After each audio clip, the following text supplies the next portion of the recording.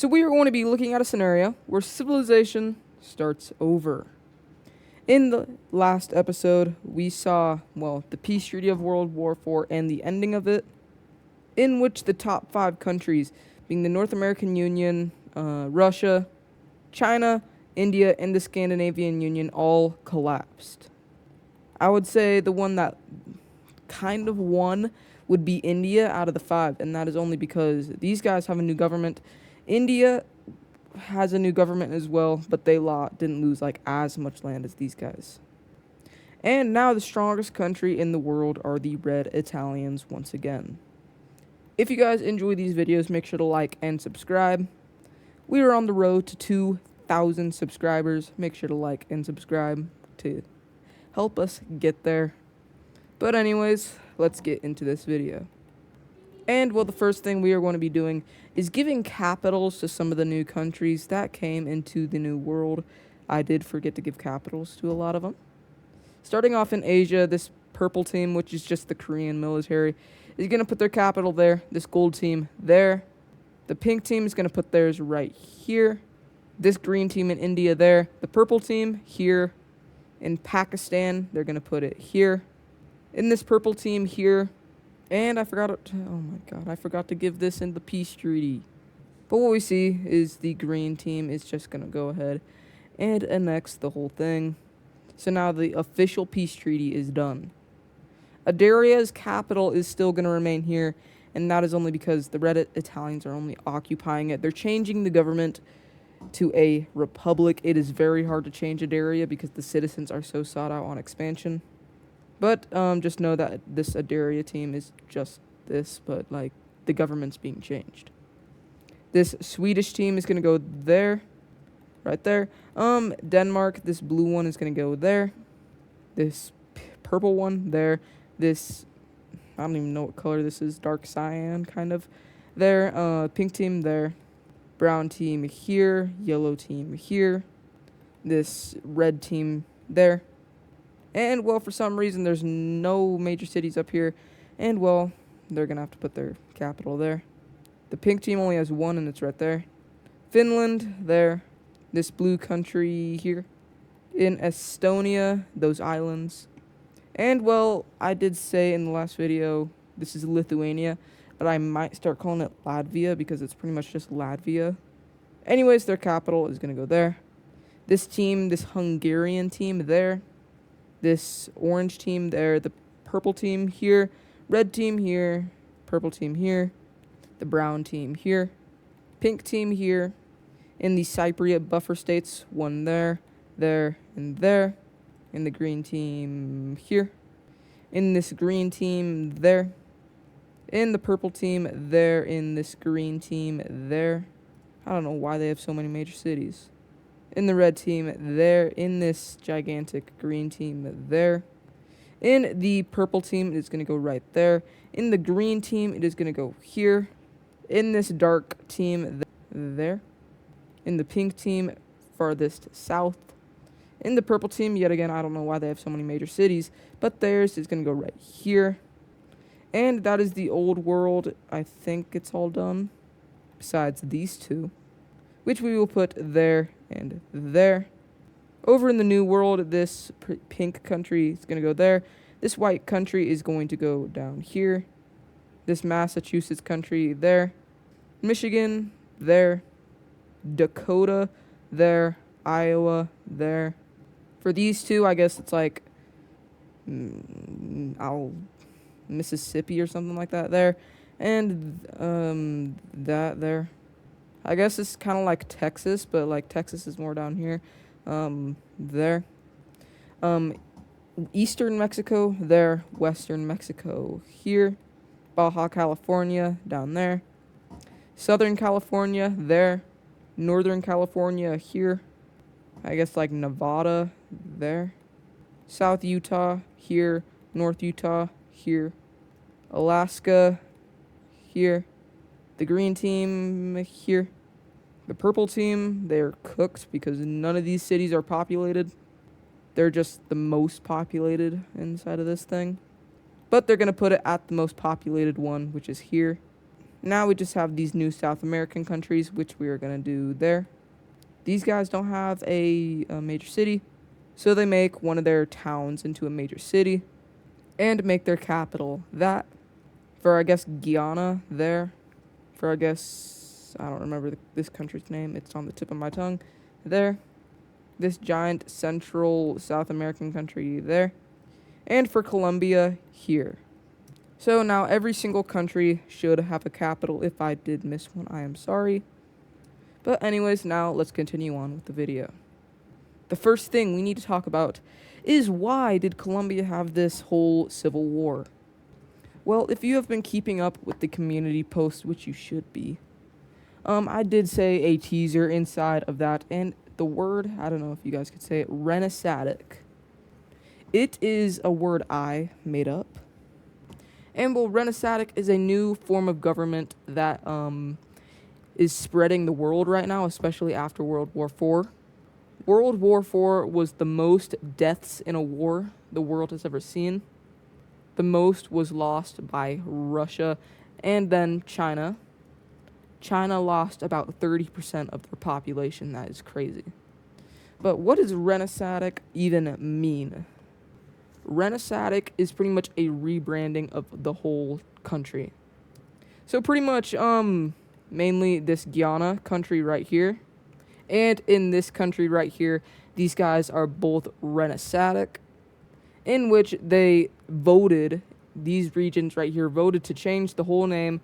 They wanted to change Venezuela entirely, but the rest didn't vote for that. And well, you could technically say all of these little countries are renaissadic, but they're not. This one is a democracy. This one is also democracy, and these two are actually ruled by kings. But renaissadic, this new renaissadic form, it also kind of wants to change the borders of a country. It wants to change everything. It's like a whole restart of the country. The economy changed. The military changed. The government changed. And well, in this, we see this country right here sending their troops and invading into the brown one. This brown one, very weak. And well, it is going to hold against this brown country because these two are both very weak, especially after this whole civil war. But this blue team is going to take advantage and invade up into the brown one to take a little bit more coastline and a little bit more areas that aren't in the direct center of the freaking forest. They get pretty far, and then these two sign a ceasefire and a peace treaty, which they draw up a weird border. The blue team is going to take this and a little sliver out of the... it's weird. But, a lot of troops were killed in this war. And it does lead to a minor pushback, but then the red team sends their troops in and, well, just pretty much wipes out the rest of the country. And, well, it turns out these two may have just formed an alliance. It's not a major alliance, it's more just between these two. But it is an alliance. But it won't be going on the alliance layer yet. Yet. Or maybe not yet. It could never go on. We'll see. In a peace treaty, this tan team is going to take these lands out of the brown team, and the red team is going to take the rest. The first war in South America has happened, and I think, I don't even think there has really been a war besides the Venezuela invasion of, like, all of South freaking America. And, well, South America may be getting a little bit more attention, especially because these two are now looking at this team kind of funny. But moving on, we need to go down and talk about Antarctica because, yeah, these borders are probably changed. First off, in the peace treaty, the red team actually gave full control of the blue team's colony in Antarctica to Argentina, which is very nice. And, well, Constantinople, they're in kind of an economic crash right now, so what they're going to do is also sell their Antarctica claim to Argentina. The red team is going to give Russia's claim to Australia because of its close proximity. The red Italians are also going to take a little bit just for themselves. They're going to take all this. And now we need to talk about Scandinavia's. Who is going to take this? What happens is Sweden gets a chunk, the new Norway gets a chunk, and the northern red team actually gets quite a bit. And this is only because the red team may have more positive relations with this red team because democratic, which pretty much all of Europe is democratic. They just have good relations with the red team because they were the first ones to like say we are really democratic. And the red team, they like that. But the rest of this is going to go over to the red Italians because yeah. And now Australia has been fixed. But we do after this, we need to go over to Korea because the Renaissance stuff is still going on over here. If you remember just a little bit ago, that whole civil war, these two turned into the new Renaissance government, but they aren't really the first to do that. If you remember, in World War IV, Korea turned democratic because of a revolution. Yeah, not everyone in the country wanted that. So we see the second Korean civil, well, I don't even know if it's the second, but we see another Korean rebellion popping up, and these guys want to form the Renaissance government of Korea. This move kind of shocks the world because Korea just got out of a war, and they are very, very weak right now. But we do see the Koreans moving in. The Koreans are actually winning this civil war, but then, of course, someone's going to get involved. Let's just say a power is supplying these troops. They don't reveal themselves, but it is a Renaissance government that is doing so. And well, it turns out over here we also see more Renaissance rebellion forces popping up. And in the north a little bit. Who's supplying these troops? Japan. As the Japanese make a naval landing in the south and start taking over the south part of Korea. This red team invades into Korea a little bit. Then Korean forces go ahead and push them back. And then take the capital. This red team, one of the weakest in the world. Then Renaissance forces move up to the red team. And they move and pretty much encircle the Koreans inside of the capital. This pink team is also going to move, but they're actually going to do pretty well because it's the old Korean Empire military. While this Renaissance rebellion, is expanding more and more. This rebellion is getting very bad because the Koreans just lost access to pretty much all of the north. But as this rebellion sieges control of the city right here, they go up to the red team and say, hey, if you just, let's say, change your government to a Renaissance government, we'll give you back your major city and your capital, and, well, may even give you a little bit of land. And then the citizens go ahead and make that decision for them, as the government of the red team is now a Renaissance government. The red team, with help from this rebellion and, well, Japan, manages to wipe out this area, and they will take it all. Meanwhile, Korea is destroying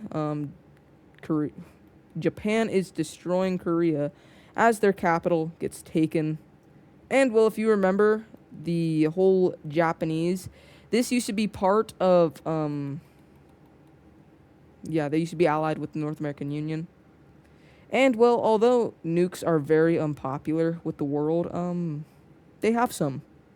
It turns out the U.S. didn't publicly say that they put nukes in other territories, but they did. And now Japan has them. And Japan is a Renaissance nation. So as the Japanese and this rebellion meet up inside of the Korean peninsula, just all of this is just falling over to this new rebellion.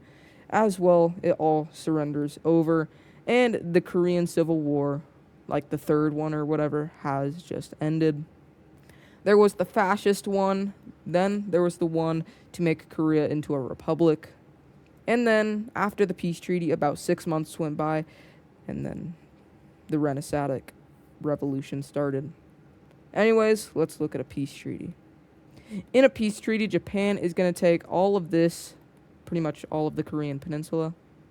The red team is actually going to get a lot of land from this, and this is because the gray team really respects the red team for changing their government and helping them out in this war. The pink team is going to take the rest, well, not that part, but the rest of this here. And, well, these guys are going to change their color to green and make their capital here. Now, let's go over to the Cypriots because they're not done expanding. Although we are in the age of democracy, which is what this new age is called, these guys are not done expanding. First, they invade into the pink team, and, well, immediately they start destroying them. And, well, the Cypriots are the second strongest country in the world at this point, which we will go over military rankings after this. But Anatolia is just dead. In a peace treaty, we see full annexation from the Cypriots. Then we see them look up north to this new green country because they want more Caspian Sea land. Well, yeah, Caspian Sea land and coast. We see the Cypriots moving into this country very fast because these guys have not been set up as a country yet. The Cypriots get about to here before they're like, okay, we're going to end this war and we're going to get all this land. And the green team has to obey because they are going to get cooked because they do not have a stable government. And it's just not good. And, well, Uzbekistan was thinking about joining in on this war, but they also don't have a stable government. And pretty much everyone who just came out of Russia is kind of suffering right now. So it's very hard to start a war, but the Cypriots, yeah, they're doing good. In a peace treaty, the Cypriots annex all of this land. And, well, if I do remember, I'm pretty sure they did have land over here. So they now actually have all of the lands they used to own, plus extras. But now the Cypriots are going to be taking a break, focusing more on their economy because they want to have the best economy in the world. Right now, that goes over to the Red Italians. But now we need to do the rankings.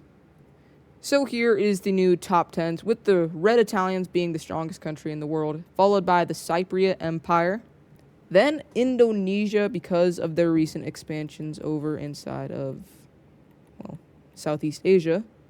Then the Blue Iberians barely beat out the Egyptians, but they're really even. Japan, and that is also because of the North American Union having supplied them a crap ton. Number 7 is Germany, and that is only because of their relationship with the Red Italians. The Red Italians have a lot of stuff stationed inside of Germany, and that is why. Then 8 is Sudan, and that is because they're the second strongest country in Africa, and, well, they could really single-handedly wipe out pretty much half of Arabia. Pretty dang strong. The Aztecs are actually next, and that is only because everyone else is freaking destroyed, or their economy is through the floor. Then we have Poland. They did lose people inside of the war, but they gained a lot of land out of it too. Like, they're not a landlocked country anymore, which is good. In 11, we have Libya, and this is because Egypt kind of has something to do with it. Next, we have the Blue Turkish team, and this is because of the recent expansions into the Pink team. They have buffed up their military a crap ton. 13, we have Argentina. They just gained a lot of land in Antarctica, and they are probably one of the biggest countries in the world at this point. Then we have Scotland, and, well, they have bumped up their military since they got that piece of Iceland. And then, at 15, we have Tibet, and that is because they actually freaking cooked inside of World War IV. Their economy is amazing, and, yeah, it's overall all good. But that is the army rankings. Now we need to talk about these alliances because they are freaking outdated. So first, we need to start off with just no alliances because pretty much all of them have gotten erased, all of the main 5. And, well, we need to start off in Africa because this Gear Alliance actually is still around. And, well, the Gear Alliance pretty much has all of their old members and actually a few extra, being Algeria. And, well, it's pretty much just the Western and North African Alliance. These guys are very powerful. They have countries like Egypt, Sudan, Libya, all pretty much in the top 10 or in the top 15. They have this country, which is in a desert, but they actually did expand a lot. And their dream is to get coastal access. They're trying to get this Pink team to unite with them, but it's not working out so far. These guys are not really super expansionist. The only one that is Egypt, but they don't really have anywhere to go. And that is because they have signed a peace treaty with Babylon. They can't expand into them really anymore. And all of these guys are democratic except for Egypt, who is ruled by a king, but the king loves the ideas of democracy. So he tends to give the people a little bit more freedom. But that is the first alliance that is still here. And well, I do want to say before this, I saw a comment saying that why are like these things a thing? And well, they aren't the same countries. It's like in Ada's Pro series. It's just I like to keep the colors familiar and similar. Like this red team is not the same red team from episode 1. They've had a lot of different revolts and stuff and changes of government, so these guys are not the same country.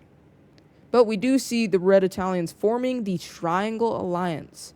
And this is not the same Triangle Alliance that was a long time ago. In this alliance, you have to be a democratic nation.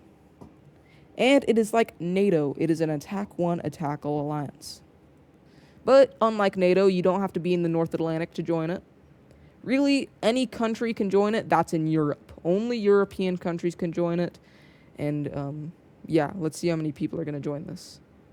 And in this alliance, pretty much all of Europe joins it. And well, for most of these countries out here, like the brown team, they aren't able to join it. Although they want to, and a lot of Asia wants to join it, they can't. And well, both of these alliances share similar stuff.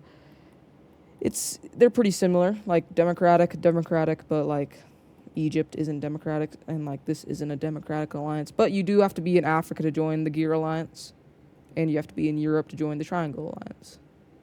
And well, there are countries like the French team who haven't joined it yet, and that is only because they don't share good relations with the Lime team because they took land from them, and they don't share good relations with the French team because they took land from them. Norway didn't join it, and that is only because they don't feel like they need to yet. No one on their border is like not in the alliance, so they don't see a point in joining it yet. Like I said, pretty much all of Europe is a democratic, except for like Bulgaria isn't. This northern Finnish country isn't. And there's really only like 2 being Bulgaria and the northern Finnish country. But there is one more alliance. And well, this alliance is with Japan. And no, this is not the same parallelogram alliance that was inside of World War IV. I think we just had a parallelogram alliance. This is a Renaissance alliance. Pretty much have to be Renaissance to join it. So the Korean country and the red team are going to opt to join it. And well, really anyone can join this alliance. It is not just prohibited to one continent. Anyone can join it. But who is Renaissance, you might ask? The green team is Renaissance. The red team has elected a Renaissance leader. The 2 South American countries both join up with this alliance. The white team joins up. And a major shock to the world, Oman has just joined this alliance. So this alliance has been spreading all around the world, and this new Renaissance government has been spreading as well.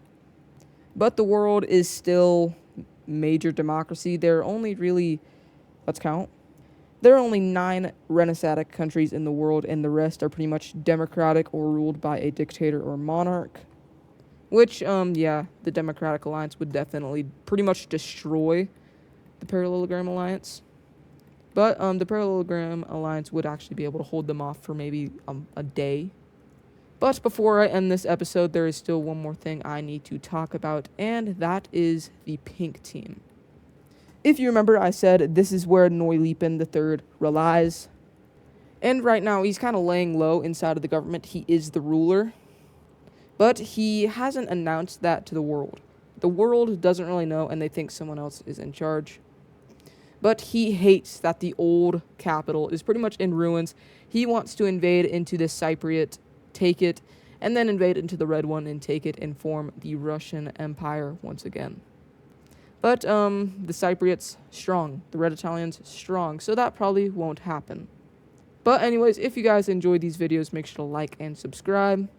Like I said before, on the road to 2,000 subscribers. Help us get there.